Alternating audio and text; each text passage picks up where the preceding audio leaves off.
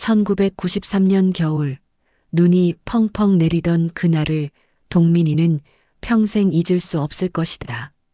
불과 7살이었던 그 아이에게 그 겨울은 인생의 모든 것이 무너지는 시간이었다.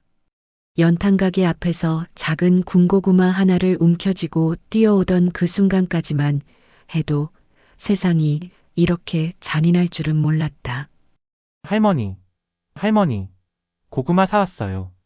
할머니는 65세의 나이에도 여전히 꼿꼿했지만 그날따라 왜인지 슬픈 표정이었다. 아궁이에 연탄을 갈아 끼우던 손길이 평소보다 느렸고 동민이를 바라보는 눈빛에는 말할 수 없는 안타까움이 서려 있었다. 우리 동민이 고생했네. 어서 들어와서 손 좀 녹여라. 하지만 동민이의 마음을 가장 무겁게 만드는 것은 추위가 아니었다. 며칠째 집에 들어오지 않는 엄마와 아빠에 대한 불안감이었다.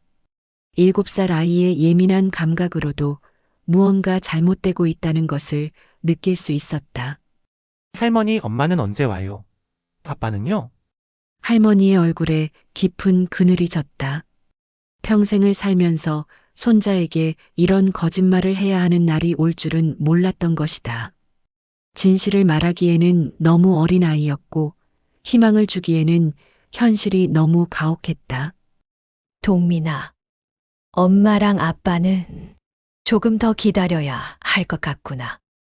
그 짧은 대답 속에는 할머니도 모르는 긴 이야기가 숨어 있었다. 3개월 전까지만 해도 이 집은 희망으로 가득했다. 동민이의 아버지 정호는 35세의 나이에 작은 사업을 시작해서 나름 성공가도를 달리고 있었다.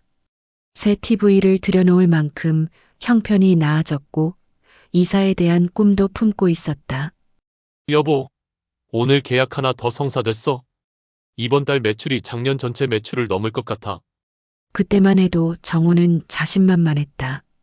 가난한 집안에서 태어나 고등학교도 겨우 마친 자신이지만 성실함과 뚝심만으로도 가족들을 행복하게 만들 수 있다고 믿었다.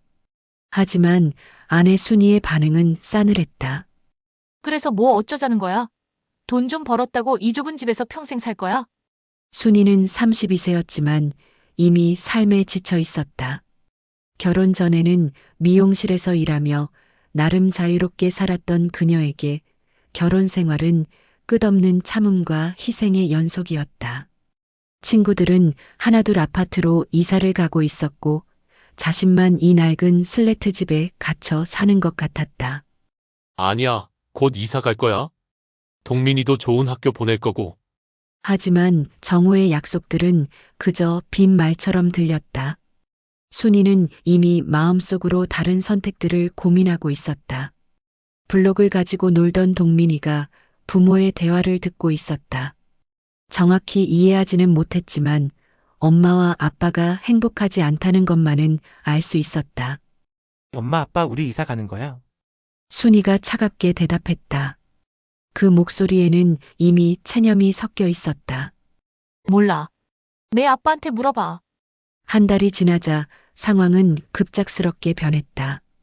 정호의 사업은 하루아침에 무너져 버렸다.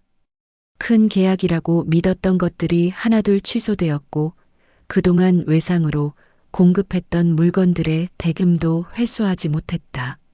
무엇보다 치명적인 것은 신용도였다. 한번 신용이 무너지자 어떤 거래처도 그를 믿으려 하지 않았다. 아니, 김 사장님. 약속이 약속 아닙니까? 계약서도 다 작성했는데. 전화 너머로 들려오는 차가운 목소리는 정호의 마지막 희망마저 앗아갔다. 정 사장, 미안하지만 요즘 경기가 안 좋아서. 전화를 끊고 정호는 주저앉았다. 35년 인생에서 이렇게 절망스러운 순간은 처음이었다. 가족을 행복하게 해주겠다던 자신의 다짐들이 모두 무의미해져 버렸다. 망했다, 완전히 망했어. 순이는 더 이상 참을 수 없었다.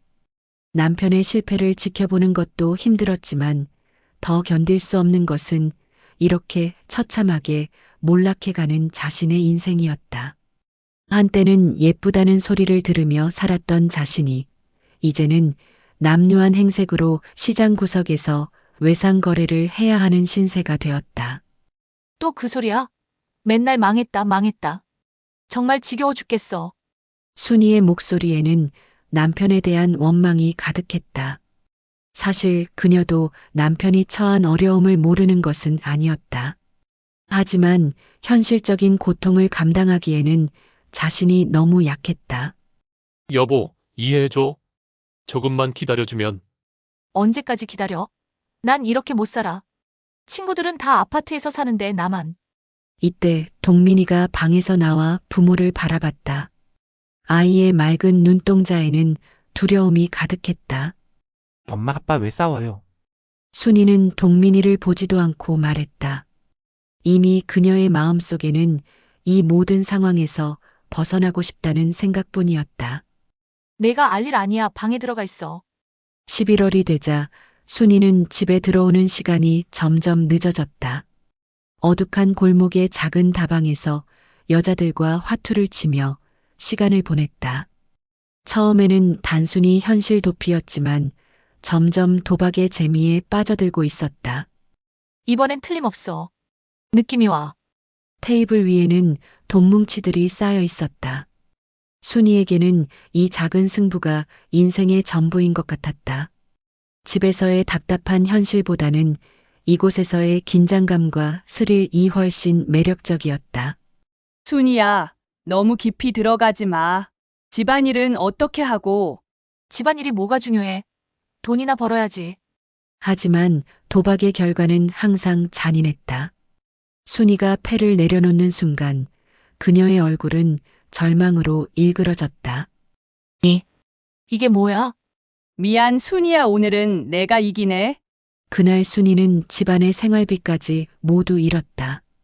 하지만 그보다 더 큰 손실은 가족에 대한 책임감이었다. 도박장에서의 몇 시간이 그녀에게는 유일한 탈출구가 되어버렸고 집으로 돌아가는 길이 점점 더 무거워졌다. 12월 어느 밤 집에서는 정호가 소주병을 앞에 두고 혼자 앉아 있었다. 사업 실패 이후 술이 그의 유일한 친구가 되어버렸다. 동민이는 이미 잠들었고 집안은 죽음처럼 조용했다. 순이가 늦은 밤에 들어왔을 때 정호는 이미 술에 취해 있었다. 어디 갔다 와? 순이는 대답하지 않았다. 대답할 수도 없었다. 오늘도 도박장에서 집안의 마지막 돈까지 잃고 온 자신을 어떻게 설명할 수 있을까? 순이야, 우리 이야기 좀 하자. 하지만 순이는 이미 대화할 마음의 여유가 없었다. 현실이 너무 무겁고 복잡해서 도망가는 것 외에는 다른 방법을 생각할 수 없었다. 뭘 이야기해. 매일 똑같은 얘기만 하잖아. 돈 없어진 거. 내가 가져간 거지? 순이가 멈춰섰다. 남편이 알고 있었던 것이다. 긴 침묵이 흘렀다. 그 침묵 속에는 서로에 대한 실망과 분노, 그리고 어쩔 수 없는 현실에 대한 체념이 모두 들어 있었다. 그래서 어쩌겠다는 거야? 순이야, 정신 차려. 동민이를 생각해서라도.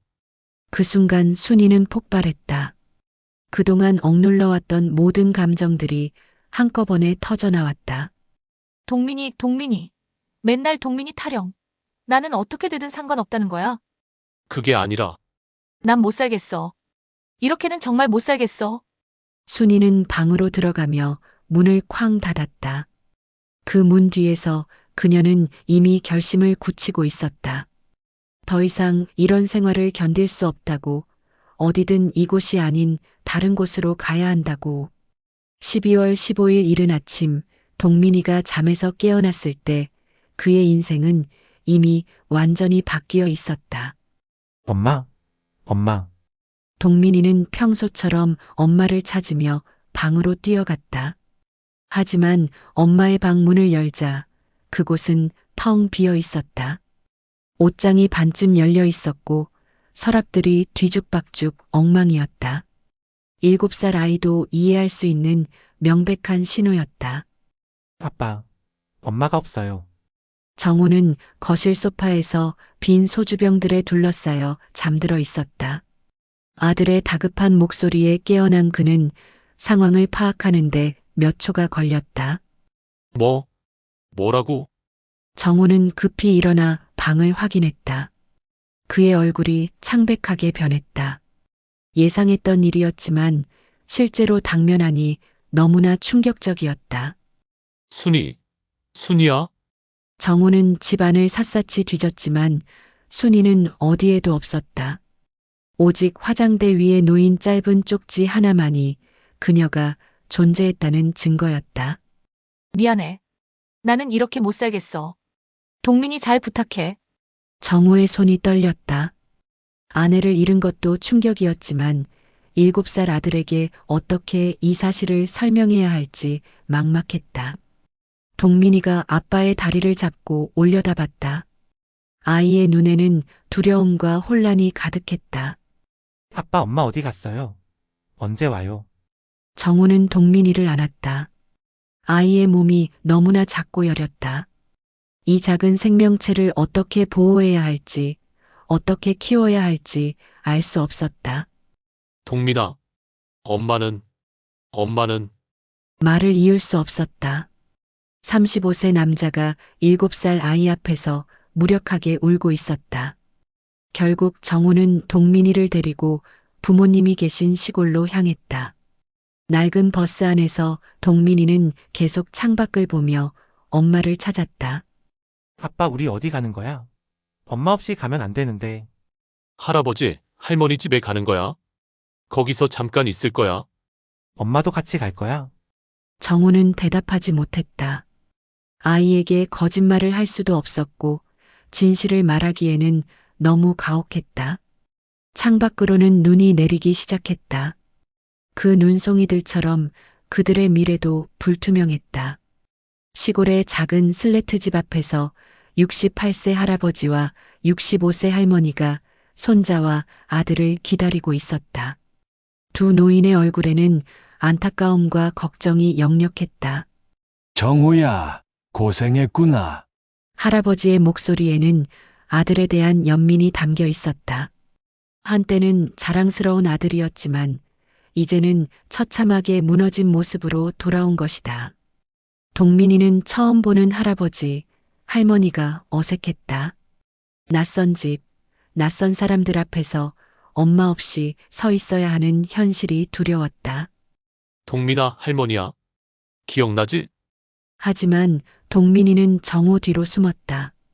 3살 이후로는 거의 만날 기회가 없었던 조부모님들이 낯설 수밖에 없었다.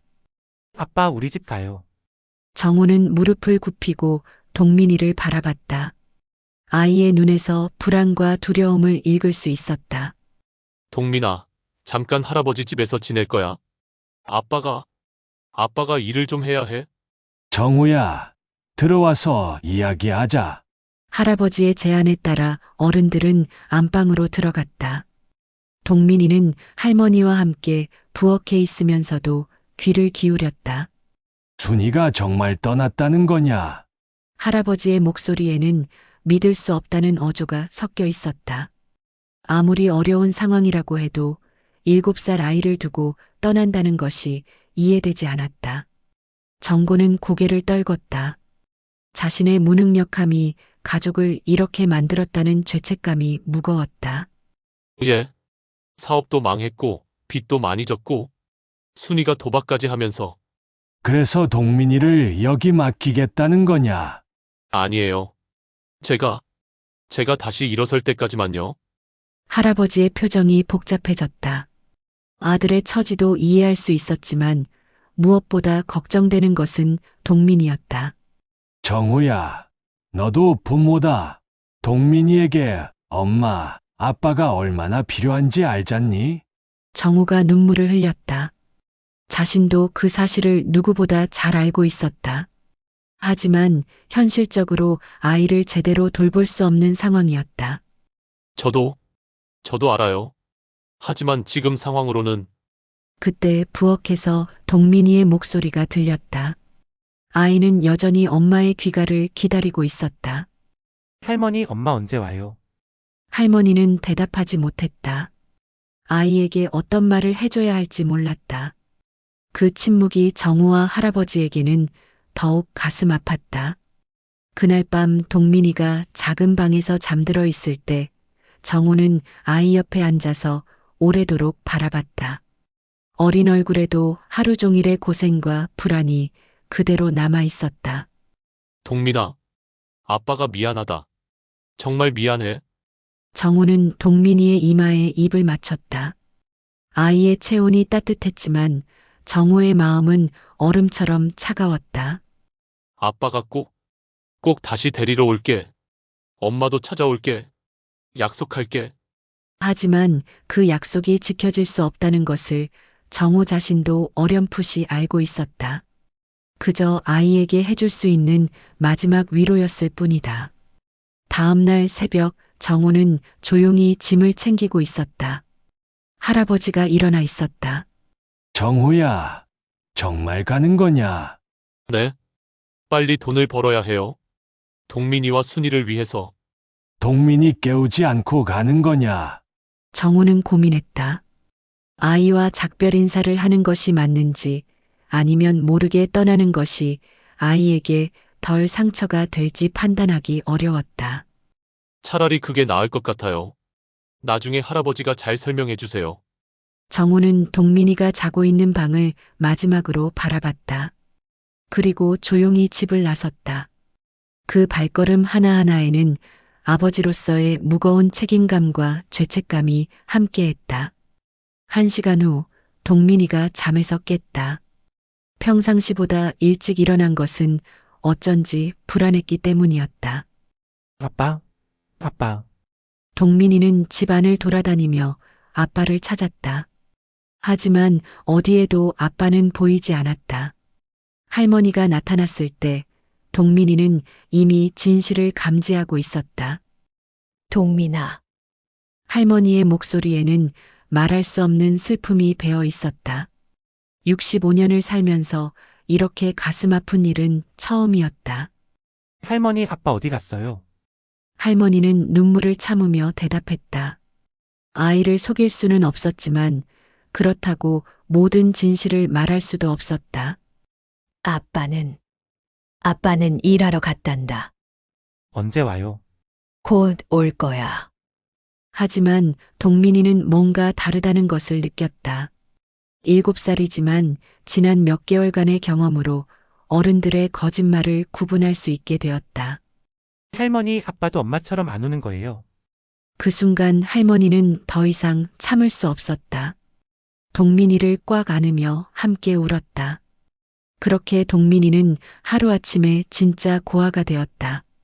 엄마는 다른 남자와 도박 때문에 떠났고 아빠는 빚과 절망 때문에 떠났다. 7살 아이에게는 너무나 가혹한 현실이었다. 그리고 동민이는 아직 몰랐다. 이 이별이 30년이라는 긴 세월 동안 지속될 것이라는 것을. 눈은 계속 내렸다. 그 하얀 눈송이들이 동민이의 어린 시절을 모두 덮어버리는 것 같았다. 1년이 지났다. 1994년 겨울, 동민이는 8살이 되었지만 이미 보통 아이들과는 다른 삶을 살고 있었다. 하루하루가 생존이었다. 엄마와 아빠를 기다리는 마음은 점점 희미해졌고 그 자리를 현실에 대한 체념이 차지했다. 너무 이른 나이에 어른이 되어야 했던 아이의 모습이 안타까웠다. 할머니, 연탄 가져올게요. 동민이의 목소리에는 이미 8살 아이의 것이라고는 믿기 어려운 성숙함이 배어 있었다. 작은 손으로 연탄을 옮기는 모습을 보면서 할머니는 가슴이 아팠다. 이 아이가 감당해야 할 무게가 너무 무거웠다. 동민아, 너무 무거워. 할머니가 할게. 아니에요. 제가 할 수 있어요. 동민이는 이미 자신의 역할을 알고 있었다. 가족 중에서 가장 어리지만 가장 건강한 사람으로서 해야 할 일이 있다는 것을. 다른 또래 아이들이 놀이에만 몰두할 때 동민이는 생활의 무게를 나눠지고 있었다. 초등학교에서도 동민이는 남달랐다. 교실에서 다른 아이들이 부모 이야기로 시끌벅적할 때 동민이는 항상 조용히 앉아서 책을 읽었다. 우리 엄마가 어제 치킨 사줬어. 우리 아빠는 주말에 놀이공원 데려간대. 아이들의 자랑스러운 목소리들이 동민이에게는 날카로운 칼날 같았다. 부러움보다는 자신의 현실을 더욱 선명하게 깨닫게 해주는 거울이었다. 동민아, 너희 엄마 아빠는 뭐 하시는데? 한 아이가 호기심 어린 목소리로 물어봤다. 동민이는 잠깐 멈췄다. 이런 질문을 받을 때마다 가슴 한켠이 아팠다. 일하러 가셨어. 언제 와? 동민이는 책에 시선을 고정했다. 이 질문에 대한 답을 스스로도 모르고 있었다. 곧 올 거야. 하지만 동민이의 눈에는 더 이상 기대의 빛이 없었다. 1년이라는 시간이 8살 아이에게는 너무나 긴 기다림이었다. 서서히 희망보다는 체념이 자리 잡기 시작했다. 1995년 봄이 되자 할아버지가 심한 기침을 하기 시작했다. 68세라는 나이와 평생의 고생이 누적되어 폐가 약해진 것이었다. 할머니는 밤낮으로 간병하느라 지쳐갔고 동민이는 그런 할머니를 도우려 더욱 바빠졌다. 여보, 병원에 가봐야겠어요. 할머니의 목소리에는 걱정이 가득했다. 하지만 병원비 걱정이 더 컸다. 정우가 떠난 후 집안 형편은 더욱 어려워졌다. 괜찮아. 기침 좀 하는 것뿐이야. 할아버지는 무조건 참으려고 했다. 손자와 할머니에게 부담을 주고 싶지 않았던 것이다. 동민이가 학교에서 돌아왔을 때 할아버지의 기침 소리가 집 전체에 울려 퍼졌다. 할아버지 또 기침해요. 우리 동민이 왔구나. 학교는 어땠어? 할아버지는 억지로 웃었지만 그 웃음 뒤에는 고통이 숨어 있었다. 할아버지 약 사드릴까요? 제가 돈도 있어요. 동민이는 주머니에서 동전들을 꺼냈다. 방과 후에 동네에서 심부름을 해주고 받은 돈이었다. 비록 얼마 안 되는 돈이었지만 동민이에게는 소중한 생활비였다. 할아버지는 손자의 그 작은 손을 바라보며 가슴이 먹먹했다. 9살 아이가 할아버지 약값을 걱정해야 하는 현실이 너무나 안타까웠다. 우리 동민이가 벌써 이렇게 컸구나. 그 여름 우편 배달부가 편지 하나를 가져왔다. 정우에게서 온 편지였다. 할머니는 떨리는 마음으로 편지를 받았다. 동민아, 아빠한테서 편지 왔다. 동민이는 뛰어왔지만 표정이 예전만큼 밝지는 않았다. 1년 반 동안의 기다림이 아이의 감정을 무뎌지게 만들었다. 정말요? 할머니가 편지를 읽어줬다. 편지 내용은 짧고 건조했다. 동민아, 아빠다. 아빠는 지금 부산에서 일하고 있어. 돈을 좀 모으면 꼭 데리러 갈게. 할아버지, 할머니께 효도하고 공부 열심히 해. 아빠 언제 와요? 편지에는 그 얘기가 없네. 동민이의 표정이 굳어졌다. 편지 한 장으로는 1년 반 동안의 그리움과 외로움을 달랠 수 없었다. 아이는 이미 기대보다는 현실을 받아들이는 법을 배우고 있었다. 괜찮아요. 할머니, 할아버지만 있으면 돼요. 그 말이 할머니에게는 더욱 가슴 아팠다. 10살도 안 된 아이가 이렇게 체념적으로 변해가는 모습을 보는 것은 견딜 수 없었다. 1996년이 되자 동민이는 본격적으로 돈벌이에 나섰다. 방과 후에는 동네 구멍가게에서 일을 도왔다. 과자를 정리하고 심부름을 하고 가게 청소도 했다. 동민아, 고생 많다. 이거 가져가서 할머니께 드려. 가게 아줌마는 동민이를 안쓰럽게 여겨라면 몇 개를 봉지에 담아주곤 했다. 고맙습니다. 내일도 와도 돼요. 그럼 우리 동민이가 있으면 일이 훨씬 쉬워져. 동민이가 집에 돌아오면 할아버지는 더욱 야위어져 있었다. 약을 먹어도 기침은 계속됐고 식욕도 떨어졌다. 할머니 라면이에요. 아줌마가 주셨어요. 동민아, 고마워. 근데 너무 무리하지 마. 괜찮아요. 저도 이제 컸어요. 동민이의 말에는 10살 아이의 것이라고는 믿기 어려운 책임감이 담겨 있었다. 이미 그는 가정의 한 구성원으로서 자신의 몫을 다하고 있었다. 1997년 가을, 할아버지의 병이 심해졌다. 결핵이 폐 전체로 번져 더 이상 일어나기도 어려워졌다. 동민이는 11살이 되어서도 할아버지 곁을 지켰다. 옛날에 착한 왕자가 살았는데 동민이가 할아버지에게 책을 읽어주고 있었다. 할아버지는 손자의 목소리를 들으며 작은 행복을 느꼈다. 동민아, 네, 할아버지. 할아버지가 없어도 씩씩하게 살아야 해. 동민이는 할아버지가 무슨 말을 하려는지 알 수 있었다. 이미 죽음의 그림자가 집안에 드리워져 있었다. 할아버지 어디 가는 소리예요? 동민아, 엄마 아빠를 원망하지 마라. 그분들도 어쩔 수 없었을 거야. 할아버지의 마지막 당부였다. 손자가 원망과 미움으로 살아가지 않기를 바랐다. 알겠어요, 할아버지. 동민이는 눈물을 참으며 대답했다. 공부 열심히 해서 훌륭한 사람이 되어라. 할아버지가 동민이의 손을 잡았다. 그리고 조용히 눈을 감았다. 11살 동민이에게는 두 번째 이별이었다. 작은 장례식장에서 조문객은 많지 않았다. 동민이는 검은 옷을 입고 서 있었다. 여전히 작은 키였지만 표정은 어른처럼 침착했다. 너무 일찍 성숙해야 했던 아이의 모습이었다. 여보, 동민이를 두고 어떻게? 할머니가 관 앞에서 흐느꼈다. 남편을 잃은 슬픔도 컸지만 동민이를 혼자 키워야 한다는 부담감이 더 컸다. 할머니 울지 마세요. 제가 있잖아요. 동민이가 할머니를 붙잡았다. 11살 아이가 65세 할머니를 위로하는 기이한 상황이었다. 주변 어른들이 수군거렸다.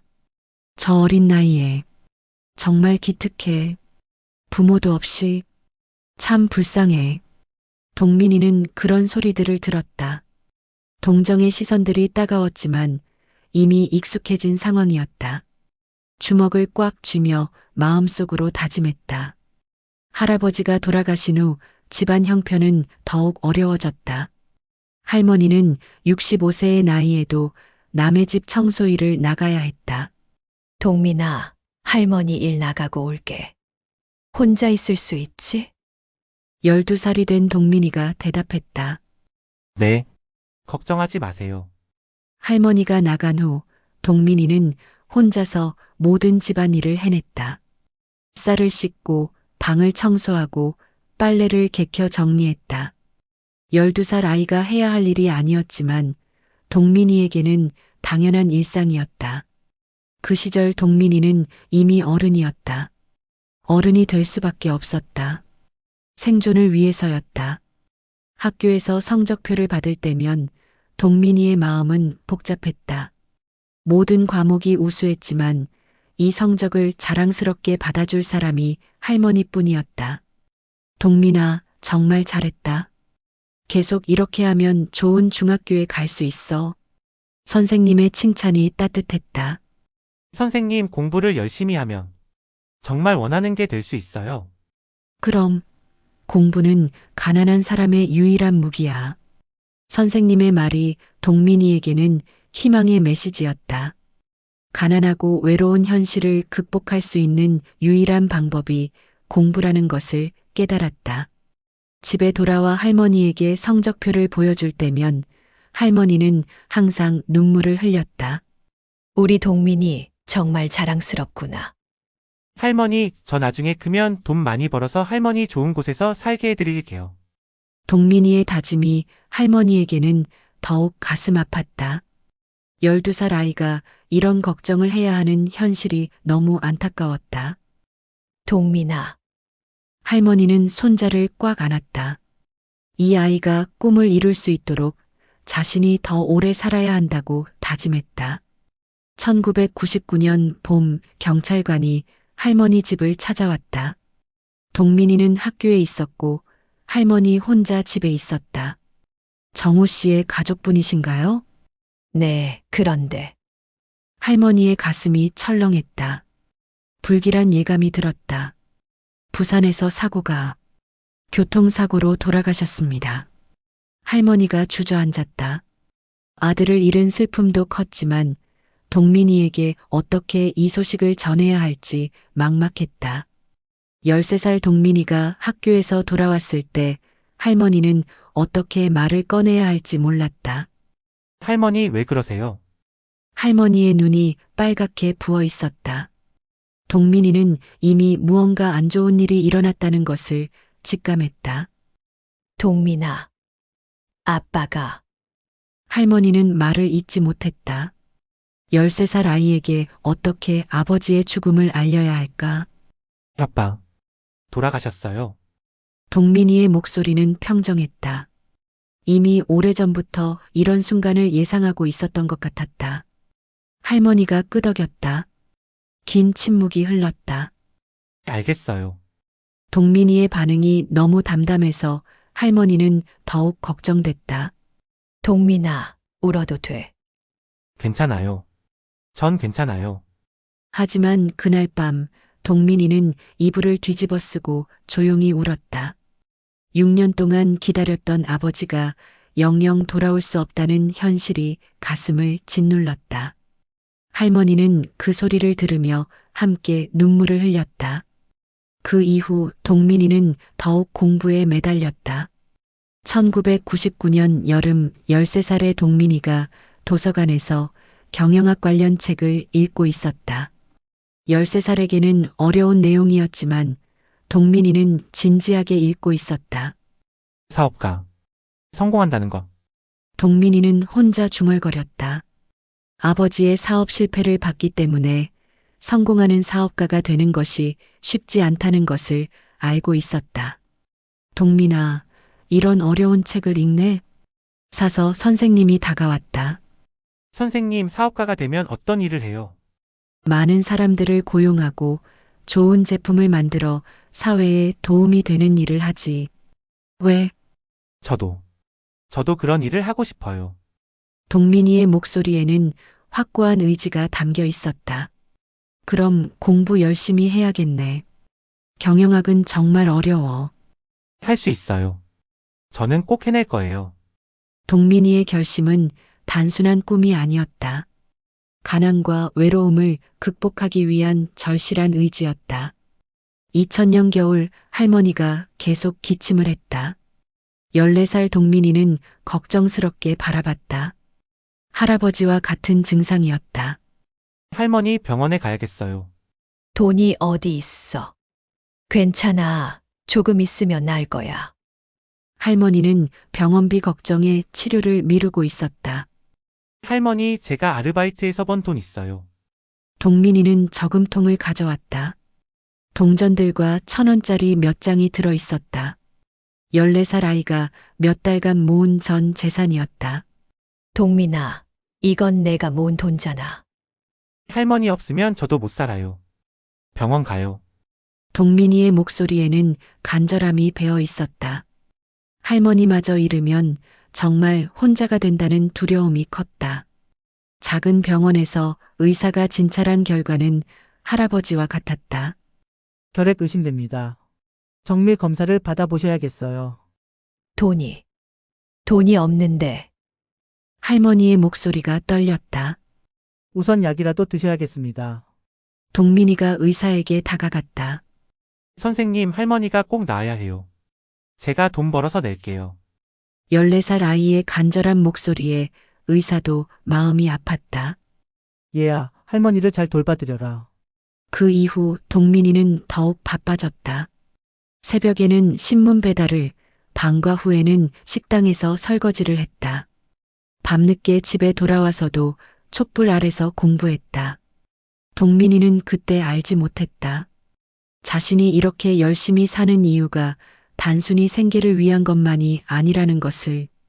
언젠가 엄마를 다시 만났을 때 자신이 훌륭하게 컸다는 것을 보여주고 싶었던 마음도 있었을 것이다. 2000년 2월 중학교 졸업식 날이었다. 다른 학생들은 부모와 함께 기념사진을 찍고 있었다. 동민이는 할머니와 단둘이 서 있었다. 동민아, 고등학교도 계속 다닐 수 있을까? 할머니의 걱정이 깊었다. 경제적 부담이 계속 커지고 있었다. 네. 장학금 받았어요. 걱정하지 마세요. 동민이의 대답이 할머니에게는 희망이었다. 우리 동민이가 정말 훌륭하게 컸구나. 할머니가 눈물을 흘렸다. 이 아이가 여기까지 오는 것이 얼마나 어려웠는지 누구보다 잘 알고 있었다. 할머니 덕분이에요. 졸업사진을 찍을 때 동민이의 얼굴에는 미래에 대한 희망이 보였다. 어려운 현실 속에서도 꿈을 포기하지 않은 15세 소년의 의지가 빛나고 있었다. 엄마, 아빠. 보고 계세요. 저 이렇게 컸어요. 이제 곧 더 훌륭한 사람이 될 거예요. 동민이는 마음속으로 부모에게 말했다. 하지만 아무도 대답하지 않았다. 오직 할머니의 따뜻한 손길만이 동민이의 어깨를 감싸고 있었다. 그것만으로도 충분했다. 동민이에게는 할머니가 전부였고 할머니에게도 동민이가 전부였다. 2000년 3월 15살 동민이가 시내의 인문고등학교에 입학했다. 새 교복은 장학금으로 마련한 것이었지만 다른 학생들과 비교해 조금 헐렁했다. 성장기 아이를 고려해 큰 사이즈로 샀기 때문이었다. 하지만 동민이의 마음가짐은 누구보다 단단했다. 교실에 들어서자 아이들이 각자 무리를 지어 떠들고 있었다. 대부분이 중산층 이상의 가정에서 온 아이들이었다. 동민이는 그들과 자신의 차이를 금방 느낄 수 있었다. 자, 모두 자기소개를 해보자. 이름과 꿈을 말해봐. 반장의 제안에 따라 아이들이 하나씩 일어섰다. 저는 김철수이고 아버지처럼 사업가가 되고 싶습니다. 저는 박영희이고 의사가 되는 게 꿈입니다. 동민이의 차례가 왔다. 저는 정동민입니다. 큰 기업을 운영하는 사업가가 되고 싶습니다. 한 학생이 웃으며 말했다. 사업가. 어려운 걸 꿈꾸네. 동민이는 단호하게 대답했다. 꿈은 포기하지 않으면 이룰 수 있다고 생각합니다. 그 말에는 15년간의 삶이 녹아 있었다. 남들이 쉽게 말하는 꿈이 아니라 절실한 목표였다. 고등학교 생활은 동민이에게 새로운 도전이었다.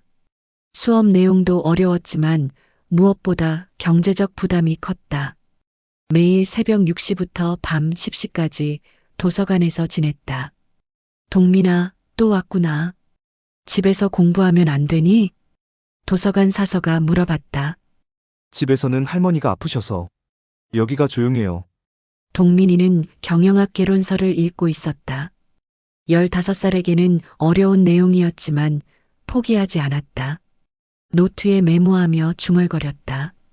마케팅, 인사관리, 재무관리 다 알아야 해. 동민이에게는 단순한 공부가 아니라 미래를 위한 투자였다. 아버지의 사업 실패를 지켜본 그는 성공하는 사업가가 되기 위해서는 체계적인 지식이 필요하다는 것을 알고 있었다. 2001년이 되자 할머니의 건강이 더욱 나빠졌다. 결핵이 진행되어 수건에 피가 묻어나올 정도였다. 동민아, 할머니가 병원에 좀 가봐야겠어. 할머니의 목소리가 약해져 있었다. 할머니, 제가 모셔다 드릴게요. 동민이는 이미 16살이 되어 할머니를 부축할 수 있을 만큼 컸다. 병원에서 의사의 진단은 심각했다. 폐결핵이 많이 진행됐습니다. 입원 치료가 필요해요. 비용이 얼마나 들까요? 동민이가 물어봤다. 16살 아이가 병원비를 걱정하는 모습이 안쓰러웠다. 최소 200만 원은 들 것 같습니다. 동민이의 얼굴이 창백해졌다. 그 돈은 천문학적인 액수였다. 선생님, 다른 방법은 없을까요? 약물 치료만으로도 해보겠지만 한계가 있습니다. 병원을 나오면서 동민이는 결심했다. 더 많은 일을 해서 할머니 치료비를 마련하겠다고. 그때부터 동민이의 하루는 더욱 바빠졌다. 새벽 4시에 일어나 신문 배달을 했다. 추운 겨울 새벽이었지만 포기하지 않았다. 낮에는 학교에 다니고 방과 후에는 편의점에서 아르바이트를 했다. 동민아, 고생 많다. 성적은 괜찮니? 편의점 사장이 걱정스럽게 물어봤다. 네. 1등 놓친 적 없어요. 대단하다. 이런 애가 꼭 성공해야 해. 동민이는 밤 11시가 넘어서 집에 돌아왔다. 할머니는 항상 기다리고 있었다. 동민아, 너무 무리하는 거 아니냐? 괜찮아요. 이제 적응됐어요. 할머니 때문에. 동민이가 할머니의 손을 잡았다. 할머니 없었으면 저는 진작 포기했을 거예요. 할머니는 제 힘이에요. 동민이의 말에 할머니는 눈물을 흘렸다. 이 아이가 얼마나 강한지, 그리고 얼마나 외로운지 알 수 있었다. 2002년 학교 강당에서 시상식이 열렸다. 동민이가 전교 1등으로 상을 받았다. 정동민 학생은 어려운 가정 형편에도 불구하고 최고 성적을 유지하고 있습니다. 모든 학생이 본받아야 할 모범입니다. 교장 선생님의 소개에 박수가 울렸다. 관객석에는 할머니가 앉아 있었다. 기침을 참으며 힘껏 박수를 치고 있었다. 동민이가 단상에 올라 인사말을 했다. 저에게 꿈을 포기하지 않게 해주신 할머니께 감사드립니다. 할머니의 눈에서 눈물이 흘러내렸다. 17살 손자가 이렇게 의젓하게 성장한 것이 자랑스럽고도 안쓰러웠다. 2002년 가을, 동민이는 진학 상담을 받았다. 동민아, 내 성적이면 스카이 대학도 충분해. 어디를 가고 싶어? 경영대에 가고 싶어요. 경영대. 돈이 많이 들 텐데 괜찮겠어? 장학금을 받을 거예요. 그리고 경영대를 나와야 좋은 사업가가 될 수 있어요. 담임 선생님은 동민이의 확고한 의지를 느꼈다. 그래, 꿈이 확실하니까 좋다. 열심히 해보자. 수능 전날 밤, 동민이의 작은 방에는 수많은 참고서들이 쌓여 있었다. 이제 그만해야지. 할머니가 따뜻한 차를 가져왔다. 동민아, 긴장하지 마라. 내가 그동안 얼마나 열심히 했는지 할머니가 다 알고 있어. 네. 최선을 다할게요. 동민아, 할머니가 내일 시험 보러 못 가는 거 미안해. 할머니는 몸이 아파서 함께 갈 수 없었다. 괜찮아요. 할머니 마음만 받을게요. 할머니가 동민이의 머리를 쓰다듬었다. 우리 동민이 꼭 꿈을 이루렴. 수능 당일 시험장 앞에는 부모와 함께 온 수험생들이 가득했다. 동민이는 혼자 서 있었다. 외롭지만 의연했다. 시험장에 들어가기 전 하늘을 올려다봤다. 할아버지, 아빠, 도와주세요. 동민이는 자신의 인생을 걸고 시험을 봤다. 단순히 대학에 가기 위해서가 아니라 자신의 존재를 증명하기 위해서였다. 2003년 2월 대학 합격자 발표가 있었다. 게시판 앞에서 동민이는 자신의 이름을 찾았다. 정동민. 자신의 이름을 발견하는 순간 믿기지 않았다. 됐다. 됐어. 동민이는 급히 공중전화로 집에 전화했다. 할머니.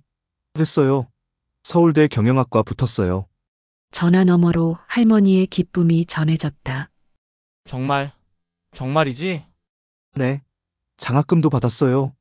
할머니가 우는 소리가 들렸다. 동민아, 고생했구나. 정말 고생했어. 2003년 3월 서울대학교 경영대학 입학식이었다. 동민이는 새 정장을 입고 있었다. 조금 큰 사이즈였지만 표정은 자신감에 차 있었다. 우리는 대한민국 최고의 경영인이 될 것입니다. 신입생 대표의 선언에 박수가 울렸다. 동민이도 힘차게 박수를 쳤다. 이제 진짜 시작이야. 대학 생활은 동민이에게 또 다른 도전이었다. 다른 학생들은 비싼 옷을 입고 최신 노트북을 사용했다.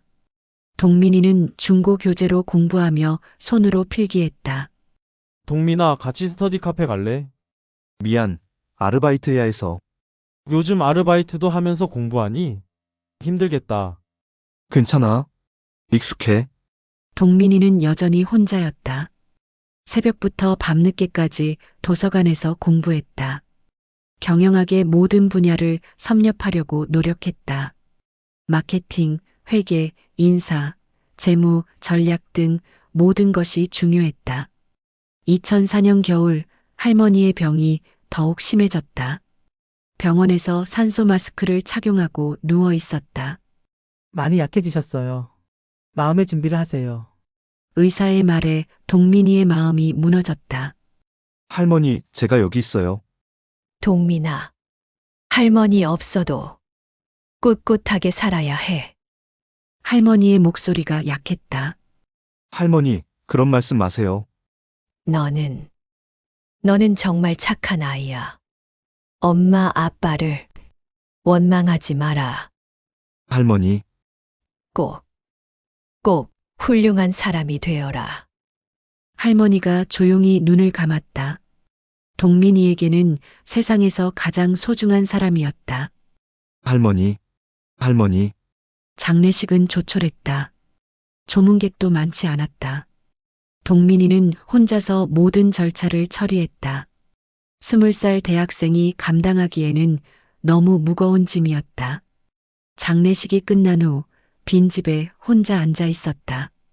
이제 정말 혼자구나. 동민이는 할머니의 유품을 정리하면서 작은 통장을 발견했다. 할머니가 동민이를 위해 조금씩 모아둔 돈이었다. 통장 메모에는 동민이 대학 등록금 할머니가라고 적혀 있었다. 할머니는 이렇게까지. 동민이는 그 순간 깨달았다. 자신이 얼마나 많은 사랑을 받았는지, 그리고 그 사랑에 보답하기 위해 더욱 열심히 살아야 한다는 것을. 2005년 1년간 휴학 후 복학한 동민이는 완전히 달라져 있었다. 더욱 성숙하고 의연했다.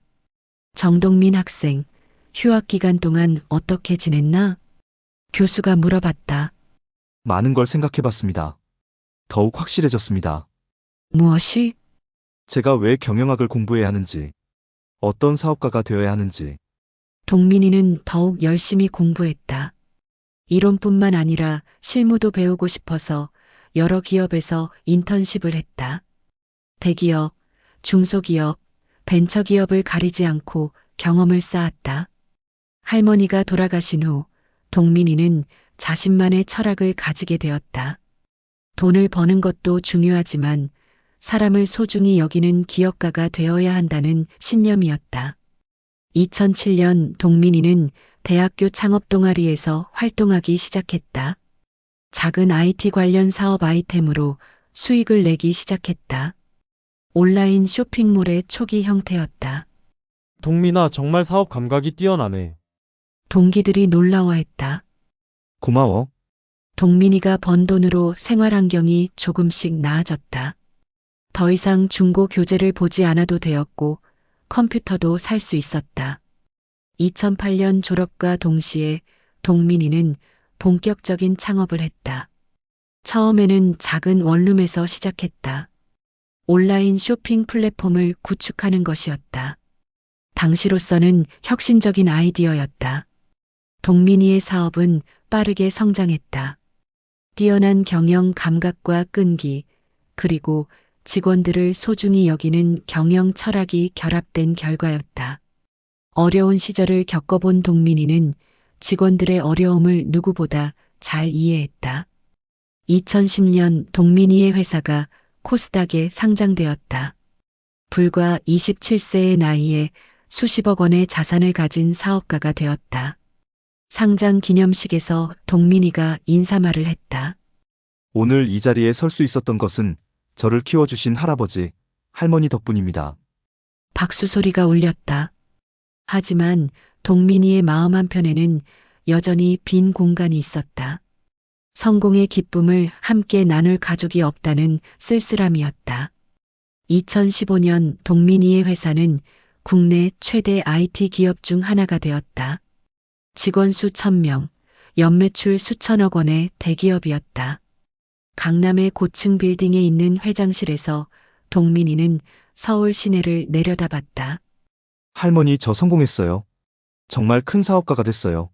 하지만 성공할수록 외로움도 커졌다. 함께 기뻐해줄 가족이 없다는 현실이 더욱 선명해졌다. 2018년 동민이는 결혼을 했다. 아름답고 교양 있는 여성 수진과의 결혼이었다. 하지만 결혼식에 동민이의 친족은 아무도 없었다. 오직 친구들과 회사 직원들 뿐이었다. 당신 정말 멋있어요. 수진이 말했다. 고마워요. 당신도 아름다워요. 하지만 동민이의 마음 한구석에는 항상 빈자리가 있었다. 부모님이 참석하지 못한 결혼식의 아쉬움이었다. 2020년 동민이는 이제 대한민국을 대표하는 젊은 기업인이 되었다. 각종 언론에서 인터뷰 요청이 쏟아졌고 정부에서도 자문을 구했다. 하지만 성공한 만큼 부부관계는 소원해졌다. 여보, 요즘 너무 바쁘신 것 같아요. 수진이 말했다. 미안해요. 회사 일이. 가끔은 저와도 시간을 보내주세요. 동민이는 수진을 바라봤다. 사랑하지만 어딘지 모르게 마음이 공허했다.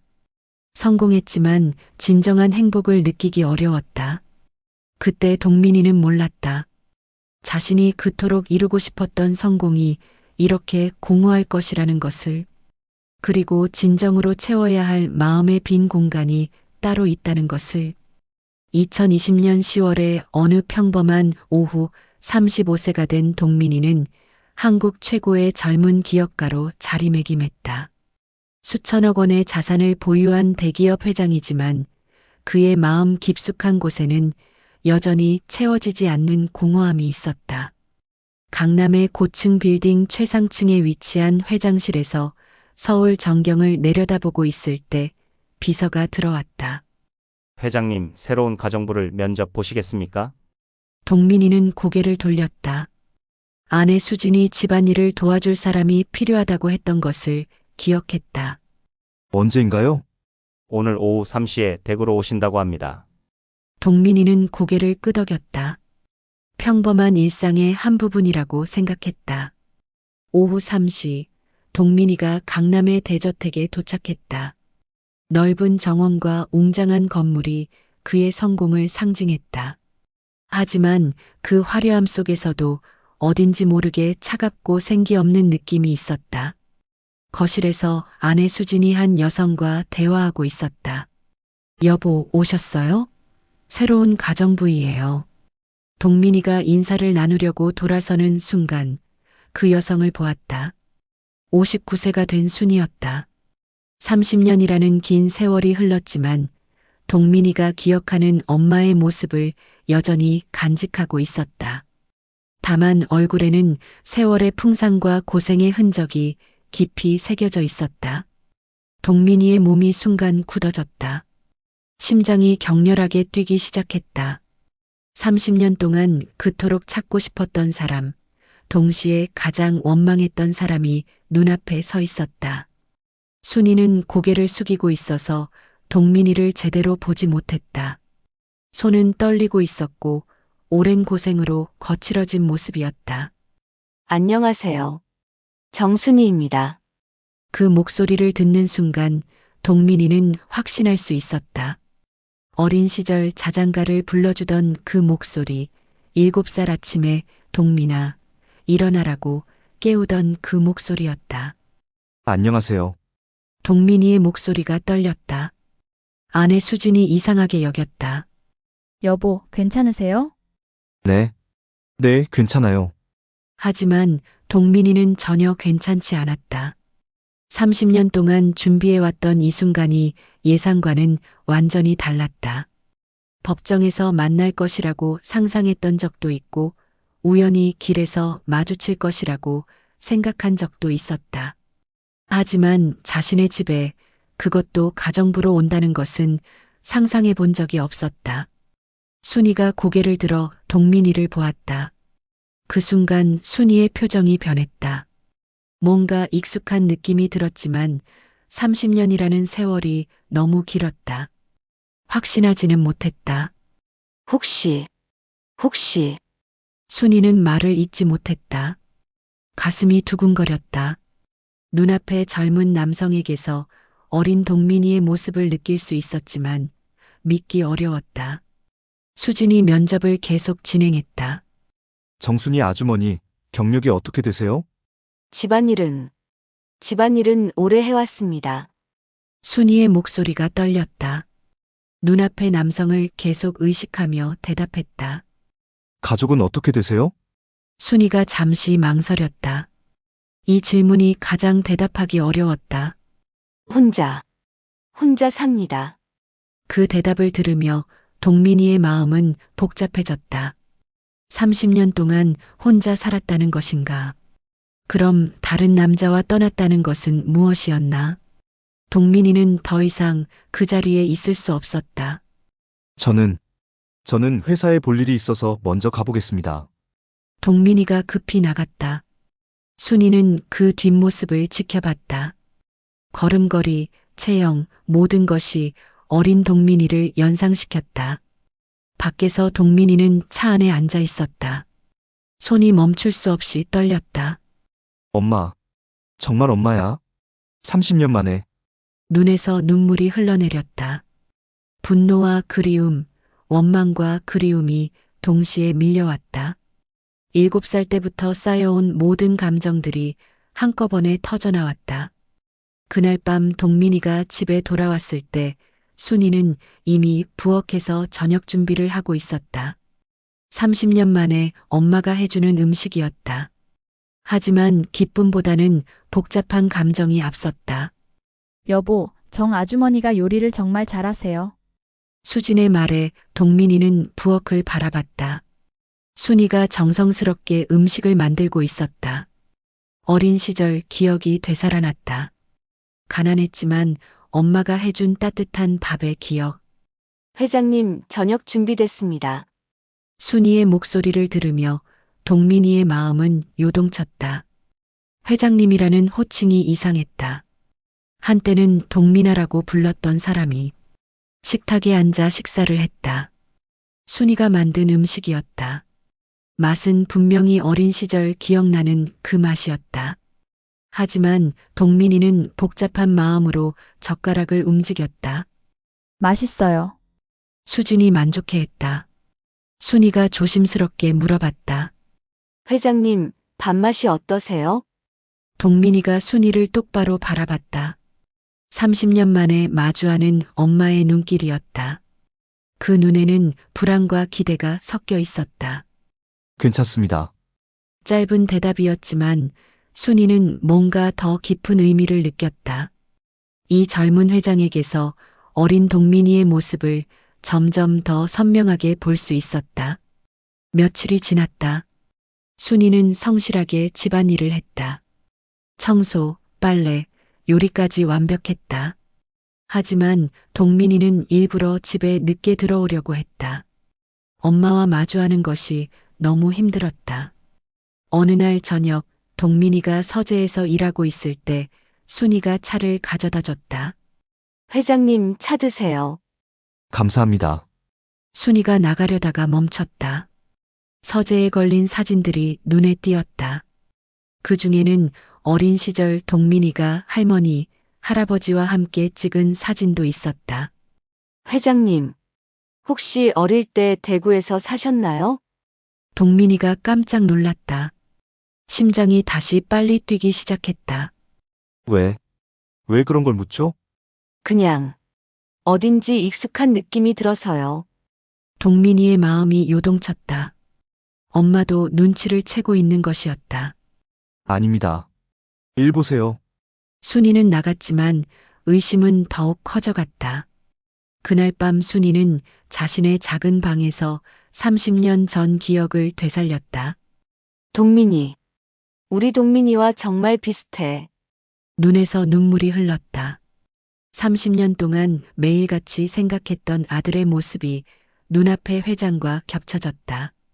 다음 날 동민이가 회사에 있을 때 순이는 집안을 청소하고 있었다.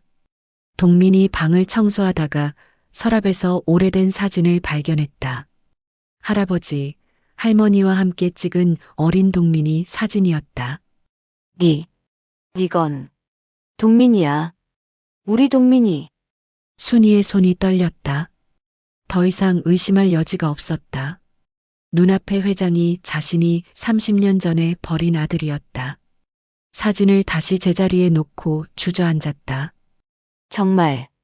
정말 동민이구나. 내 아들. 순이는 흐느꼈다. 기쁨과 죄책감, 두려움이 동시에 밀려왔다. 그날 저녁 동민이가 집에 돌아왔을 때 순이는 저녁을 차려놓고 기다리고 있었다. 순이의 눈이 빨갛게 부어 있었다. 회장님, 저녁 드세요. 동민이가 순이를 바라봤다. 뭔가 달라진 느낌이었다. 많이 우셨나요? 순이가 깜짝 놀랐다. 아니에요. 양파 썰다가. 정아주머니, 네, 동민이의 목소리가 진지해졌다.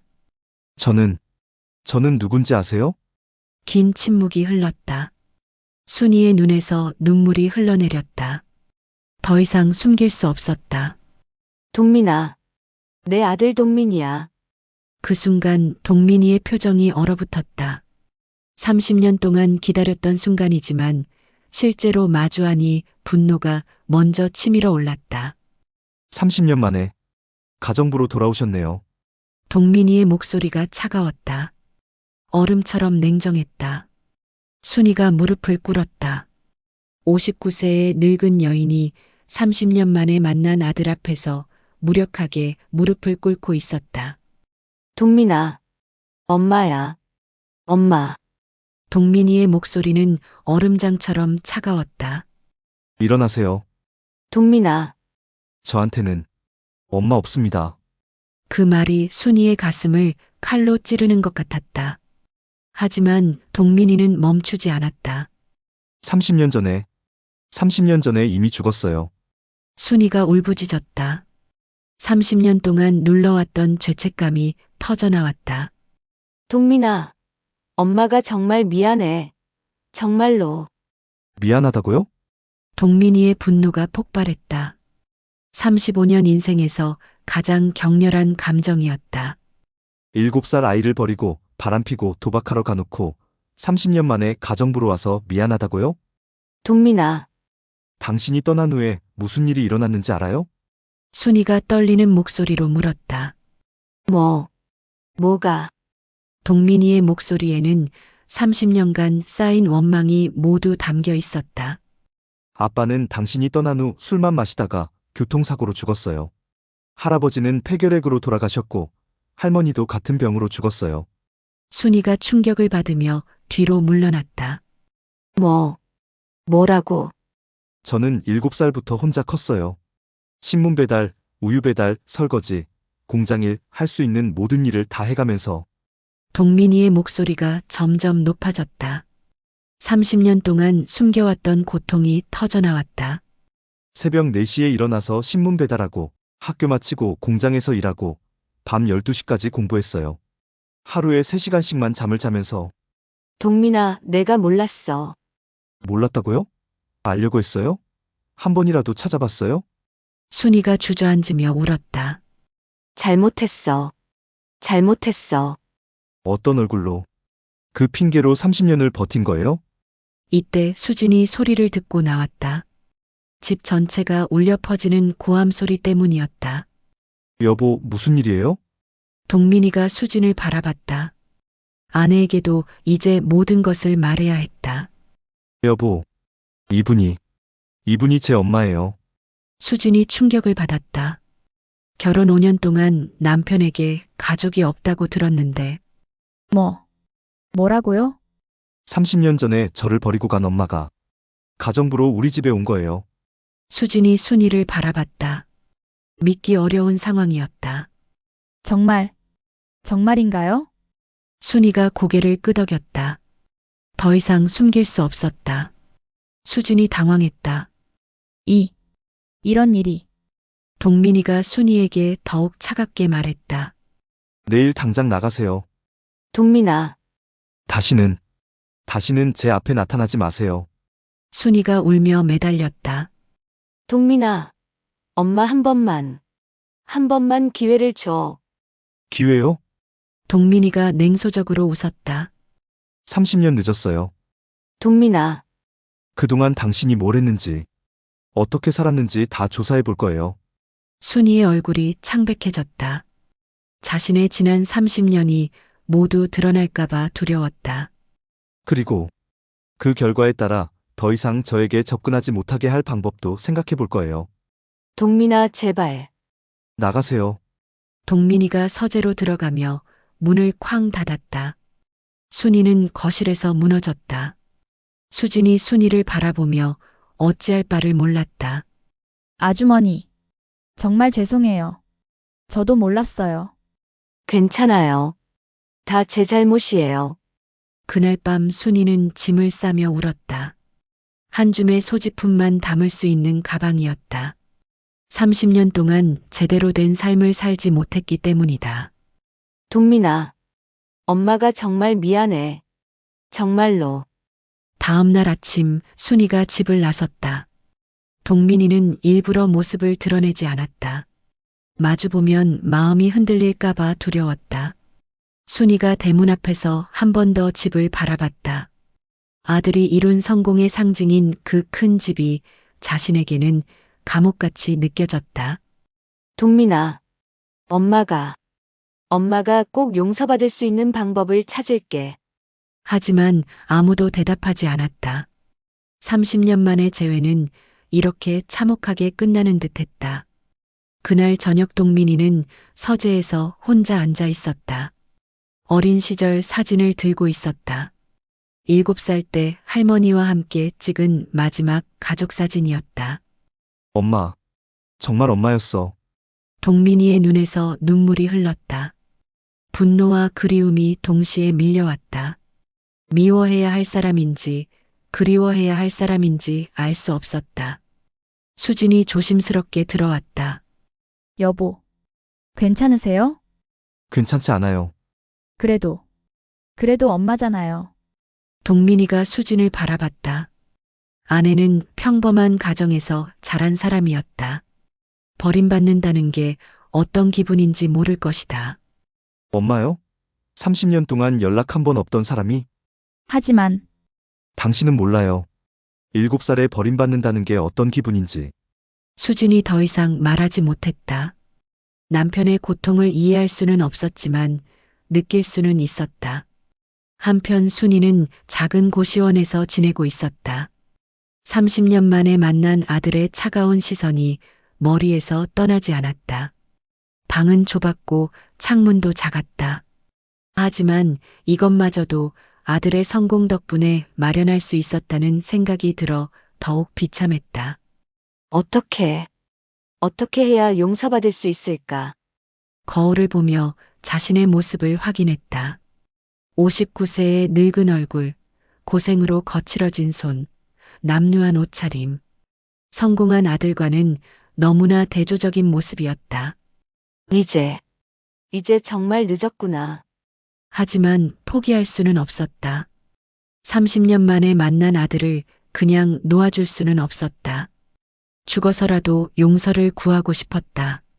며칠 후 동민이에게 편지 하나가 도착했다. 순이가 보낸 편지였다. 편지지도 값싼 것이었고 글씨도 떨렸다. 동민아, 엄마가 잘못했어. 정말 잘못했어. 하지만 한 번만 기회를 줘. 엄마가 왜 그랬는지, 그동안 어떻게 살았는지 말할 기회를 줘. 동민이는 편지를 구겨서 쓰레기통에 버렸다. 하지만 마음 한편으로는 궁금했다. 엄마가 지난 30년을 어떻게 살았는지. 결국 동민이는 사설 탐정을 고용했다. 분노보다는 호기심이 앞섰다. 그리고 진실을 알아야 완전히 정리할 수 있을 것 같았다. 며칠 후 탐정이 가져온 자료는 동민이를 더욱 분노하게 만들었다.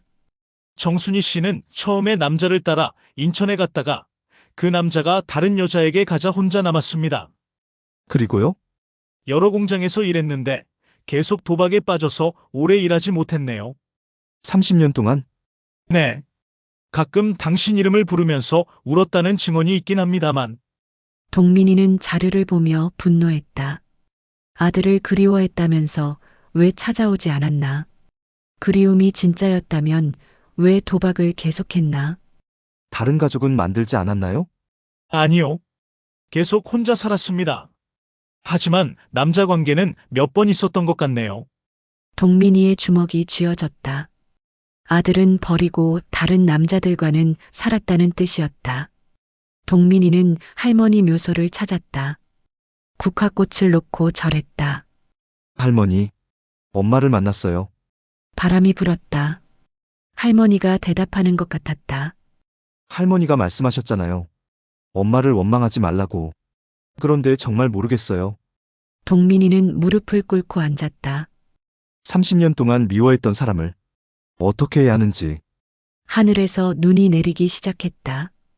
어린 시절 그 겨울날의 기억이 되살아났다. 할머니, 저는 어떻게 해야 하나요? 한 주일이 지난 후 동민이는 복잡한 심경으로 순이에게 연락했다. 분노는 여전했지만 할머니의 마지막 당부가 계속 떠올랐다. 엄마를 원망하지 말라는 그 말이. 그리고 사업가로서 모든 문제는 정면으로 해결해야 한다는 신념도 있었다. 정순이 씨, 전화를 받은 순이의 목소리는 떨렸다. 동민이니? 커피숍에서 만나요. 어디서? 강남역 앞 카페에서 내일 오후 3시예요. 순이는 놀라면서도 희망을 품었다. 아들이 만나자고 했다는 것은 기회가 있다는 뜻일지도 모른다고 생각했다. 다음 날 작은 카페에서 동민이와 순이가 마주 앉았다. 30년 만에 진지한 대화였다. 카페는 조용했고 다른 손님들은 별로 없었다. 하지만 두 사람 사이에는 30년의 세월이라는 거대한 벽이 있었다. 동민이는 양복을 깔끔하게 차려입고 있었다. 성공한 기업가의 모습이었다. 반면 순이는 낡은 옷을 입고 있었고 손은 오랜 노동으로 거칠었다. 두 사람의 대조가 극명했다. 엄마, 아니, 정순이 씨. 순이의 마음이 아팠다. 아들이 엄마라고 부르지 않는다는 것이. 동민아. 지난 30년 동안 무엇을 했는지 자세히 말해보세요. 순이는 천천히 이야기하기 시작했다. 30년간 숨겨왔던 부끄러운 진실들을. 처음에는 돈을 벌어서 돌아가려고 했어. 1993년 겨울 동민이를 떠난 직후의 순이는 인천의 작은 여관에서 혼자 앉아 있었다. 함께 도망친 남자는 이미 다른 계획을 세우고 있었다.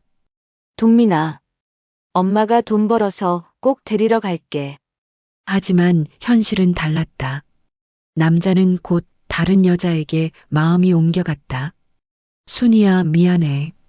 나는 이런 식으로 못 살겠어. 그럼 나는 어떻게 해?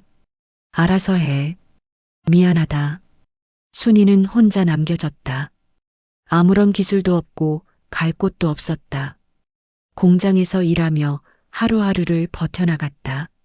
하지만 가장 힘든 것은 동민이에 대한 그리움과 죄책감이었다. 1995년 공장 동료들의 권유로 처음 도박장에 갔다. 순이야, 한 판만 해보자. 스트레스도 풀고. 나는 돈이 없어. 조금만 해봐. 재미있어. 순이는 처음으로 화투패를 잡았다. 그리고 우연히 이겼다. 정말 이긴 거야? 그 순간의 짜릿함이 순이를 도박의 늪으로 이끌었다. 현실을 잊을 수 있는 유일한 방법이라고 생각했다. 1998년 순이는 대구행 버스표를 사들고 있었다. 이번엔 정말 가자. 동민이를 만나러. 하지만 버스 정류장에서 망설였다. 5년이나 지났는데 동민이가 나를 받아줄까? 결국 버스표를 버리고 도박장으로 향했다. 용기가 없었다. 아니, 용기보다는 자격지심이었다. 아무것도 이룬 것 없이 돌아갈 수는 없다고 생각했다. 2000년대에 들어서면서 상황은 더욱 악화됐다. 도박빚이 늘어났고 여러 곳을 전전해야 했다.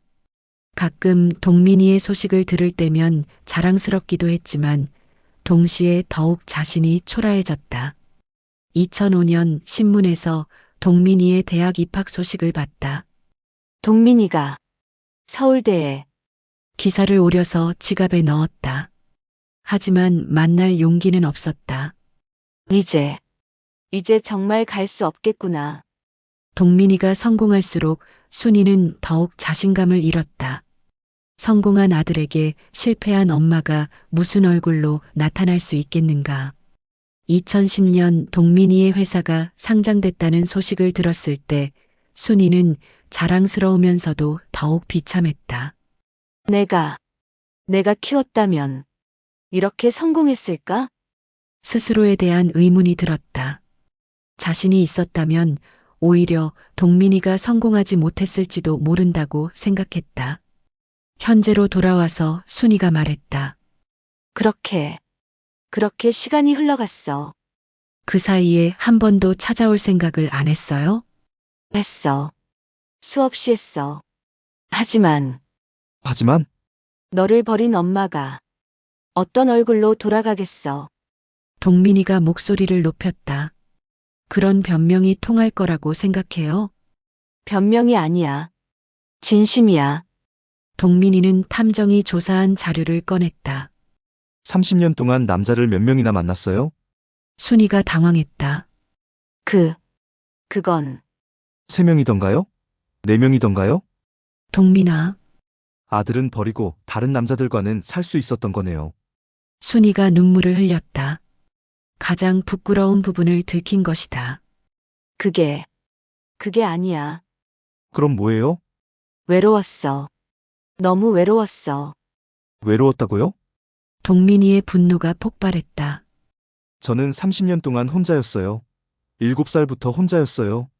카페에 다른 손님들이 쳐다봤다. 하지만 동민이는 신경 쓰지 않았다.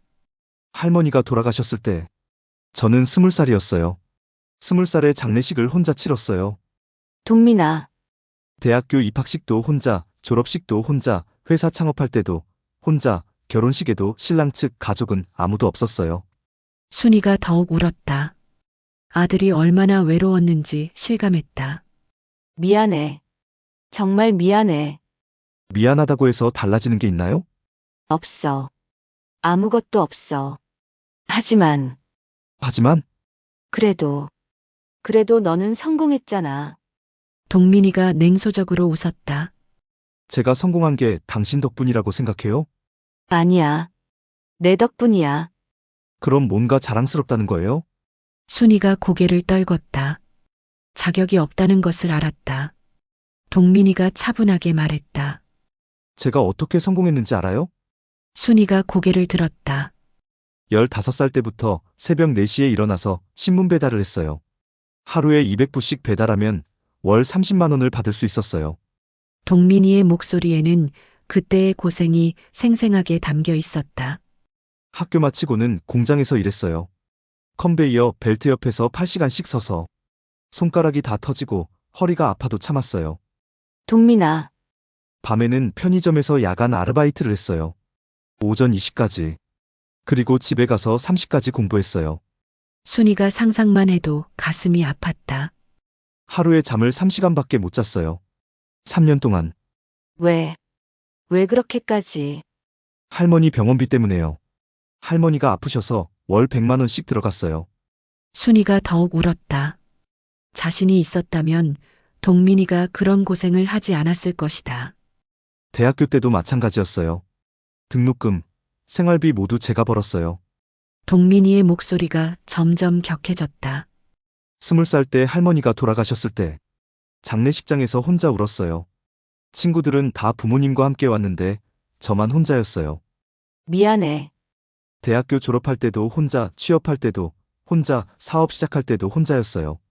동민이가 잠시 말을 멈췄다가 계속했다. 제가 사업에 성공할 수 있었던 이유를 알아요? 순이가 고개를 들었다. 절실했기 때문이에요. 실패하면 죽는다고 생각했어요. 동민이의 눈에서 눈물이 흘렀다. 그리고 언젠가 당신을 만났을 때 제가 성공했다는 것을 보여주고 싶었어요. 동민아, 어려서부터 꿈꿨어요. 엄마가 돌아왔을 때 우리 동민이 이렇게 컸구나라고 말하는 모습을. 순이가 흐느꼈다. 아들의 마음을 이제야 알 것 같았다. 하지만 정작 만나고 보니 뭐? 당신은 제가 성공한 것을 자랑스러워할 자격이 없어요. 그 말이 순이에게는 가장 큰 상처였다. 동민이가 자리에서 일어났다. 오늘 대화는 여기까지입니다. 동민아. 더 할 말 없습니다. 동민이가 나가려고 하자 순이가 매달렸다. 동민아, 엄마 한 번만 용서해줘. 용서요? 동민이가 돌아봤다. 30년 동안 저를 버리고 다른 남자들과 살면서 용서를 구할 자격이 있다고 생각해요? 없어. 자격 없어. 하지만, 그래도 나는 내 엄마야. 동민이가 차갑게 말했다. 엄마라는 사람은 아이를 버리지 않아요. 그 말을 남기고 동민이는 카페를 나갔다. 순이는 그 자리에서 무너졌다. 하지만 순이는 포기하지 않았다. 며칠 후 다시 편지를 보냈다. 동민아, 엄마가 정말 잘못 살았어. 하지만 이제라도 제대로 살고 싶어. 기회를 줘. 이번에는 동민이가 편지를 읽었다.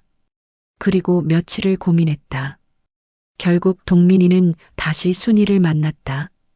이번에는 좀 더 차분한 분위기에서 정순이 씨, 동민아, 고마워. 조건이 있습니다. 조건? 앞으로 절대로 도박을 하지 마세요. 안 해. 이미 안 하고 있어. 그리고 제대로 된 일을 찾아서 성실하게 사세요. 그럴게. 마지막으로 저에게 더 이상 엄마 역할을 요구하지 마세요. 순이가 고개를 떨궜다. 무슨 뜻이야? 저는 이미 어른이에요. 30년 전에 어른이 됐어요. 동민아, 당신이 필요했던 시기는 이미 지났어요. 순이의 마음이 아팠지만 받아들일 수밖에 없었다. 알겠어. 다만 한 가지는 해드릴게요. 뭐? 당신이 제대로 살 수 있도록 도와드릴게요. 동민이는 순이에게 작은 아파트를 구해줬다. 그리고 안정적인 일자리도 소개했다. 왜 이렇게까지? 당신 때문이 아니에요. 그럼 할머니 때문이에요. 동민이는 할머니의 마지막 말을 기억하고 있었다. 엄마를 원망하지 말라는 그 말을. 할머니가 원망하지 말라고 하셨어요. 순이가 눈물을 흘렸다. 할머니, 고마운 분이야. 그때부터 순이의 새로운 삶이 시작됐다. 작은 세탁소에서 일하며 성실하게 살았다. 도박은 완전히 끊었다. 처음에는 힘들었지만 점점 적응해 갔다. 동민이와의 관계도 조금씩 변화했다. 한 달에 한 번씩 만나서 안부를 물었다. 엄마와 아들이 아니라 그냥 아는 사이로서. 요즘 일은 어떠세요? 좋아요. 성실하게 하고 있어요. 건강은 괜찮으세요? 네. 규칙적으로 생활하니까 좋아졌어요. 조심스럽지만 따뜻한 대화였다. 1년이 지났다. 순이는 완전히 다른 사람이 되어 있었다. 성실하게 일하고 절약해서 돈도 조금씩 모으고 있었다. 무엇보다 자신감을 되찾았다. 동민이도 변했다. 마음의 짐을 덜어낸 것 같았다. 아내 수진과의 관계도 좋아졌다. 여보, 요즘 많이 밝아지셨어요. 그런가요? 네. 뭔가 평안해 보여요. 동민이는 미소 지었다. 정말로 마음이 편해진 것 같았다. 어느 날 동민이가 순이에게 말했다. 정순이 씨. 네. 할머니 산소에 같이 가보실래요? 순이가 놀랐다. 정말 괜찮을까요? 할머니가 보고 싶어 하실 것 같아요. 산소 앞에서 두 사람이 나란히 절했다. 할머니, 저 왔어요. 순이가 눈물을 흘리며 말했다. 할머니, 동민이를 잘 키워주셔서 감사합니다. 바람이 불어 나뭇잎들이 흩날렸다. 할머니가 대답하는 것 같았다. 동민이, 할머니가 얼마나 너를 사랑했는지 이제야 알겠어. 동민이도 눈물을 흘렸다. 할머니, 저희 이제 괜찮아요. 2년이 더 지났다. 순이는 세탁소에서 인정받는 직원이 되었다. 사장도 순이를 신뢰했다. 순희 씨, 정말 성실하시네요. 감사합니다. 아들이 대기업 회장이라면서요? 자랑스럽겠어요. 순이가 조심스럽게 대답했다. 제가 자랑할 일은 아니에요. 그래도 어머니잖아요. 아니에요. 저는 그냥 아는 사람이에요. 순이는 이제 현실을 받아들였다. 자신이 동민이의 엄마 역할을 할 자격이 없다는 것을. 하지만 그것으로 충분했다. 아들이 건강하고 성공적으로 살고 있다는 것만으로도 감사했다. 어느 일요일 오후 동민이가 순이를 찾아왔다. 안녕하세요. 동민아, 무슨 일이야? 그냥 안부 인사차.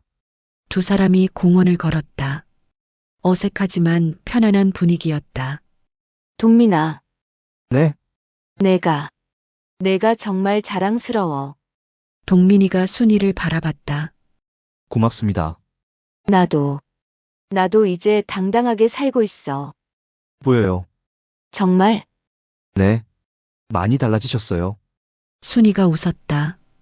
진심 어린 웃음이었다.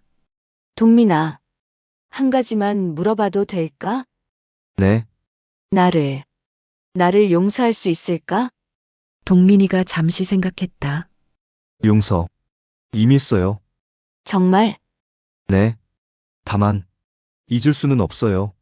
그래. 잊으면 안 돼. 그래야 같은 실수를 안 하지. 두 사람이 걸음을 멈췄다. 동민아, 나는 내 엄마가 될 자격이 없어. 하지만 내가 잘 사는 모습을 지켜보는 그것만으로도 행복해. 동민이가 순이의 손을 잡았다. 고생 많으셨어요. 나보다 내가 더 고생했지. 이제 둘 다 편하게 삽시다. 순이가 고개를 끄덕였다. 응, 그러자. 석양이 아름답게 지고 있었다. 두 사람의 그림자가 길게 늘어져 있었다. 모자가 아니라 그냥 두 사람으로서 서로를 이해하고 용서한 두 사람으로서 때로는 가장 가까운 사람이 가장 멀리 있기도 한다. 하지만 진심과 시간이 있다면 상처도 치유될 수 있다는 것을 그들은 깨달았다. 30년이 걸렸지만 마침내 두 사람은 각자의 자리에서 평안을 찾았다. 완벽한 가족은 아니지만 서로를 인정하고 존중하는 관계로. 오늘 동민이와 엄마의 이야기 어떻게 보셨나요? 부모님 세대를 보면서 이해할 수 없었던 일들이 있으셨나요? 아니면 자녀들에게 미안한 마음이 드는 일이 있으셨나요? 가족이라는 이름으로 서로 상처를 주고받은 경험들 댓글로 나눠주세요.